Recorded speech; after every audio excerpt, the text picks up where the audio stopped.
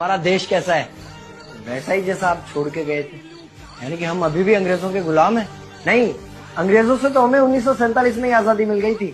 अच्छा, तो अब तो हमारे अपने लोग देश चलाते होंगे ना? हाँ, तब तो देश काफी आगे बढ़ गया होगा। जब हमारे अपने लोग देश चला रहे हैं तो गरीबी और भ्रष्टाचार का तो नाम ही नहीं होगा। सबको बराबर हक दिया जाता होगा, किसानों और मजदूरों का अच्छा ध्यान रखा जाता होगा ना? नहीं, ऐसा तो कुछ नहीं है। तो कैसा है बताना मुझे। कैसे हमारे अपने नेता, हमारे आजाद भारत के नेता, 100 साल हो गए मुझे गए हुए, बताना। हमारे अपने नेता वो तो अपनी जेबें भरने में लगे हुए हैं। आने वाली 7 पीढ़ियों को नहीं बल्कि 700 पीढ़ियों को ना कमा कर खाना पड़े उस चीज के इंतजाम में लगे हुए हैं। तो तुम लोग क्या कर रहे हो और हमारे देश का युवा क्या कर रहा है? हम लोग तो इंस्टाग्राम पर रील्स देखने में बिजी हैं। यानी कि हमारी कुर्बानी का देश के लोगों पर कोई असर नहीं पड़ा। देश के लोगों में कोई देशभक्ति नहीं, कोई देश प्रेम नहीं।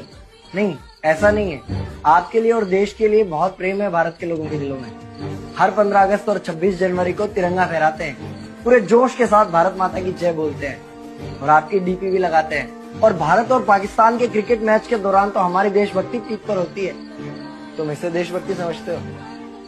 तो फिर क्या है देशभक्ति? अगर तुम्हारी देशभक्ति समाज को सुधारने में, गरीबों को अच्छी शिक्षा या बराबर का हक नहीं दिलाती तो कोई काम की नहीं है तुम्हारी देशभक्ति।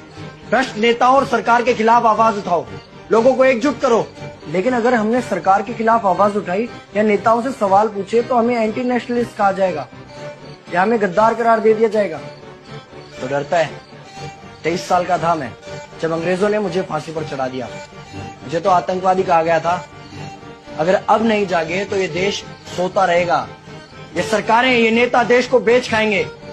इस भ्रष्ट सरकारी तंत्र से लड़ो। देश को क्रांति की जरूरत है।